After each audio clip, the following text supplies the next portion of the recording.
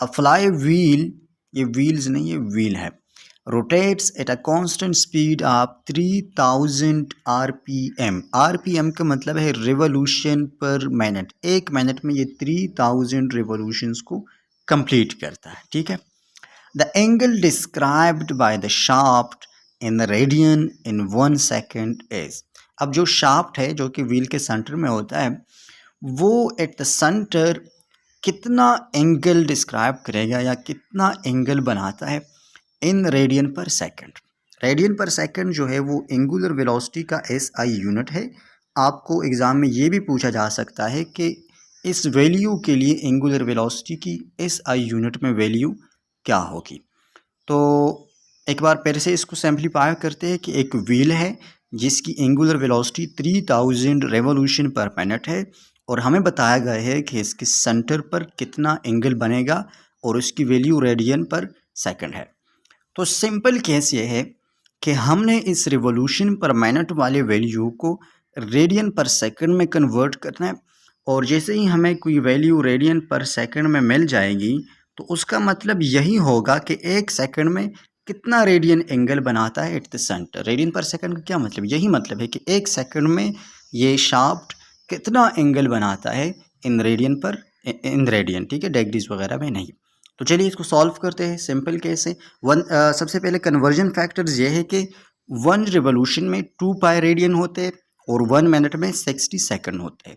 तो रिवोल्यूशन को अगर हम कन्वर्ट करेंगे इनटू रेडियंस, हम उसको 2 पाई से मल्टीप्लाई करेंगे और मिनट को सेकंड के साथ 60 के साथ मल्टीप्लाई करेंगे। तो इट्स वेरी इजी।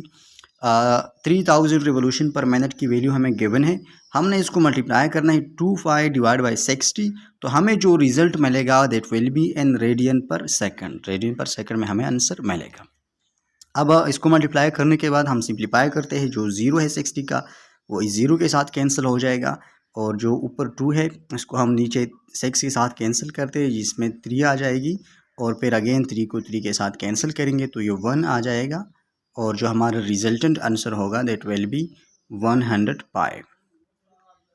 100 पाई और ये किस चीज़ में होगा, ये रेडियन पर सेकंड में होगा, ठीक है, रेडियन पर सेकंड में, सॉरी फॉर माय राइटिंग, ठीक है। 100 पाई रेडियन पर सेकंड इसकी एंगुलर वेलोसिटी है। अब इसका मतलब क्या है कि ये एक सेकंड में 100 पाई रेडियन एंगल बनाता है एट द सेंटर। हमें पूछा गया है सिर्फ एंगल के बारे में, तो इस सेकंड को हम इग्नोर करेंगे और हमारा आंसर होगा 100 पाई रेडियन, ठीक है। तो ऑप्शन में 100 पाई को देखेंगे और वो हमारा करेक्ट आंसर होगा 100 पाई। This is our correct answer. तो सिंपल केस ये है कि हमने रिवोल्यूशन पर मिनट की वैल्यू को रेडियन पर सेकंड में कन्वर्ट करना है। कन्वर्जन का तरीका यह है कि 2 पाई बाई 60 के साथ मल्टीप्लाई करें तो आंसर रेडियन पर सेकंड में आ जाएगा और जो भी रेडियन की वैल्यू है वो एक सेकंड में एंगल है forward for this fly wheel. अगला क्वेश्चन है centripetal force F x on a body moving with angular speed. एक बॉडी है, किसी कोई एंगुलर स्पीड है उसकी और सेंट्रीपिटल फोर्स एफ है। If the angular speed is tripled, angular speed को हमने क्या किया है, एंगुलर स्पीड को अगर मैं ओमेगा डैश लिखूँ वो 3 टाइम्स हमने कर दिया है, ठीक है, 3 टाइम्स ओमेगा।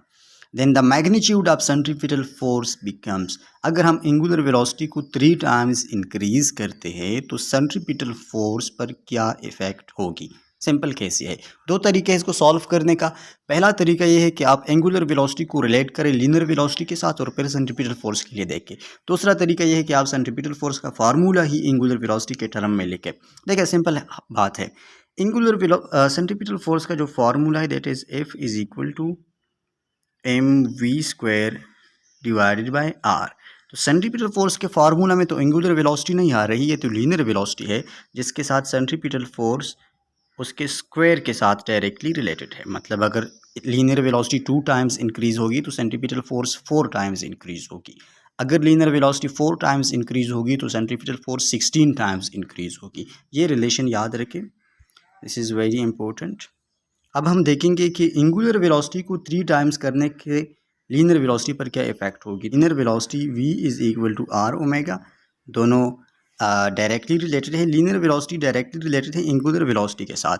तो एंगुलर वेलोसिटी को 3 टाइम्स का मतलब है कि लीनियर वेलोसिटी को हमने 3 टाइम्स कर दिया है। अब लीनियर वेलोसिटी को अगर हमने 3 टाइम्स कर दिया है और लीनियर वेलोसिटी के साथ सेंट्रीपिटल फोर्स उसके स्क्वायर के वैल्यू के साथ इंक्रीज़ हो रहा है, तो इसका मतलब है कि centripetal force will increase by 9 times. ठीक है, 9 टाइम्स सेंट्रीपिटल फोर्स हमारा इंक्रीज़ होगा, तो उसकी वैल्यू बन जाएगी 9F। ठीक है, 9F। और हम सेंट्रीपिटल फोर्स के फार्मूला में भी लीनियर वेलोसिटी को पुट कर सकते हैं। अगर हम वी स्क्वायर की जगह पर आर ओमेगा लिखे तो ये क्या बन जाएगा, M R square omega square divide by R. तो 1R इसके साथ कैंसिल हो जाएगा और सेंट्रीपिटल फोर्स का फार्मूला आ जाएगा एम आर ओमेगा स्क्वायर। तो हम देख रहे हैं कि सेंट्रीपिटल फोर्स एंगुलर वेलोसिटी के भी स्क्वायर के साथ रिलेटेड है और लीनियर वेलोसिटी के भी स्क्वायर के साथ डायरेक्टली रिलेटेड है। आई होप आपको थोड़ी बहुत हेल्प मिली होगी। मिलते हैं नेक्स्ट वीडियो में।